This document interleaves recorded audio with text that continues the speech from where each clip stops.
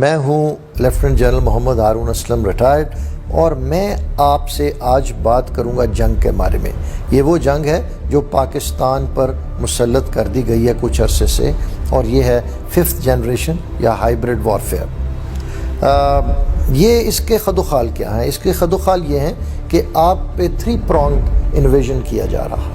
پہلا، آپ کی معیشت کو ہٹ کر رہے ہیں۔ دوسرا، آپ کے ملک میں سیاسی عدم استحکام پیدا کیا جا رہا ہے، اور تیسرا، پاکستان میں دہشت گردی کو بڑھاوا دیا جا رہا ہے۔ یہ 3 جو اس کے ایلیمنٹس ہیں، یہ جو جنگ مسلط کی گئی ہے۔ کون کون شامل ہے اس میں؟ وہ کنسورشیم، وہ گروپ آف ہوسٹائل ایجنسیز ہیں جس کی پشت پناہی US، یونائٹڈ اسٹیٹس اور اس کے حواری انڈیا اور اسرائیل اور دوسرے ممالک بھی ہو سکتے ہیں۔ اس میں ان کے عزائم کیا ہیں؟ دیکھیے، انہوں نے پوری دنیا کے لیے ایک شکل تشکیل دی ہے کہ یہ دنیا ان کے انٹرسٹ میں، اور جو کہ ان کے انٹرسٹ کو میٹ کرے، اس کا کیا پاور بیلنس ہونا چاہیے دنیا میں، اور اس میں ایک پاکستان کی حیثیت متعین کر دی گئی ہے۔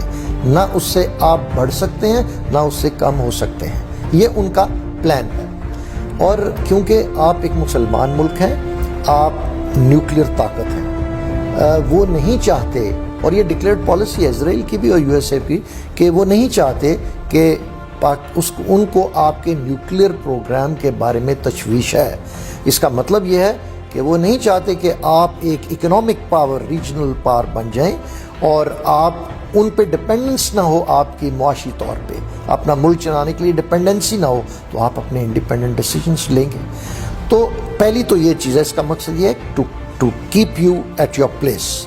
دوسری چیز جو ہے کہ میں نے نیوکلیئر کے بارے میں تو بتا دیا کہ آپ جو ان کی بین الاقوامی پالیسیز ہیں US کی، اس کو ٹو کریں، اس کو فالو کریں۔ اس میں کیا ہے؟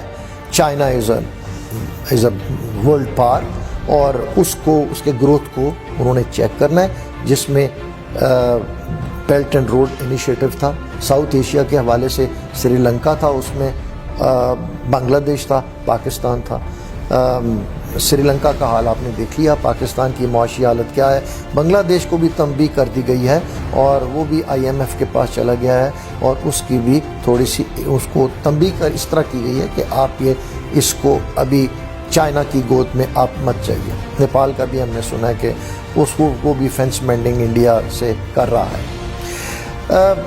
دوسری چیز جو ہے، وہ چاہتے ہیں کہ آپ اپنے انڈیا کی ڈومیننس کو ایکسیپٹ کریں، آپ اس کو ایک ریجنل اور گلوبل پاور مان لیں، آپ اسرائیل کے ساتھ نارمل ریلیشنز رکھیں، اور آپ کی جو پین اسلامسٹ اپروچ ہے کہ اس کو وہ چیک میں رکھنا چاہتے ہیں۔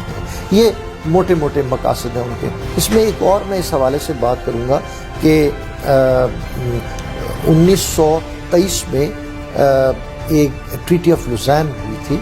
یہ مغربی طاقتوں اور آٹومن امپائر سلطنت عثمانیہ کے درمیان ایک معاہدہ ہوا تھا جس کی مدت 100 سال تھی۔ 2023 میں وہ مدت ختم ہو رہی ہے۔ اس کے تحت جو شرائط اتنی سخت تھیں کہ ترکی کو چیک میں رکھا گیا تھا، اور وہ آف شور جو بعض علاقوں میں وہ ڈرلنگ نہیں کر سکتے، تیل کی تلاش نہیں کر سکتے تھے، انہوں نے ان کے قبضہ میں بہت سارے علاقے تھے، عرب میں اور یورپ میں بھی، ان کو انہوں نے ان سے لے لیا تھا۔ اور جب یہ ٹریٹی ختم ہوگی تو ہم یہ کہہ سکتے ہیں کہ ترکی کا جو اثر و رسوخ جو ہے وہ بڑھے گا، وہ زیادہ اس کا لبرٹی آف ایکشن بڑھ جائے گا۔ اور اس ماحول میں اگر ایک مسلم ممالک ایران تو پہلے ہی ان کے لیے ان کی نظروں میں کھٹکتا ہے، اور پاکستان بھی ایک پین اسلامسٹ طور پہ ابھرے تو وہ یہ برداشت نہیں کر سکتے۔ جیسا کہ میں اس سے ریلیٹ کروں گا، عمران خان سے US کو کیا پرابلم تھا؟ یہ نہیں تھا کہ وہ کہتے ہیں کہ سخت زبان استعمال کرتا تھا اور ایبسولوٹلی ناٹ کہہ دیا، نہیں۔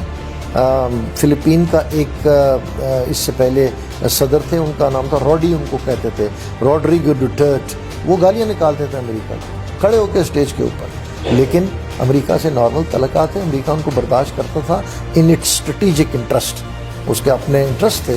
تو پرابلم عمران خان کے ساتھ یہ ان کو تھا کہ وہ ایک پین اسلامسٹ اپروچ رکھتا تھا، وہ یونائٹڈ نیشنز میں جا کے اس نے اسلام کی بات کی. وہ چاہتا تھا کہ مسلمان دنیا میں جہاں بھی رہیں وہ خوشحال رہیں. وہ مسلمان کی دنیا میں وہ پاپولر ہوتا جا رہا تھا. یہ ایک اپروچ ہے. اور دوسرا, جب ان کو تھوڑی سی انویسٹمنٹ سے ایک ایسے لیڈرز مل جائیں جو کہ ان کی بات بھی مانیں, ان کے لیے ان کو ڈیل کرنا بھی آسان ہو, تو وہ کیوں عمران خان کو برداشت کریں گے.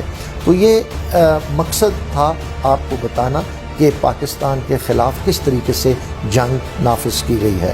ابھی مجھے لوگ کہتے ہیں کہ جن صاحب آپ پرابلم بتا دیتے ہیں لیکن اس کا حل نہیں بتاتے. حل میرے نزدیک یہ ہے لانگ ٹرم, یہ کہ جتنے بھی ایلیمنٹس آف نیشنل پاور ہیں ان کو جو کنٹرول کرتے ہیں, ہمیں نیشنل انٹرسٹ میں اپنی پالیسیز بنانی چاہیے, نہ کہ کسی اور ملک کے انٹرسٹ میں. اور شارٹ ٹرم یہ ہے کہ go by the will of the people, لوگوں کی بات سنیں کہ لوگ کیا چاہتے ہیں. جنرل الیکشنز کرائیے, ملک میں سیاسی استحکام پیدا ہوگا, معیشت بھی ٹھیک ہو جائے گی اور ہماری لانگ ٹرم پالیسیز بھی بہتر ہوں گی. یہی آج کا بیانیہ تھا. اپنا خیال رکھیے گا. پاکستان زندہ باد.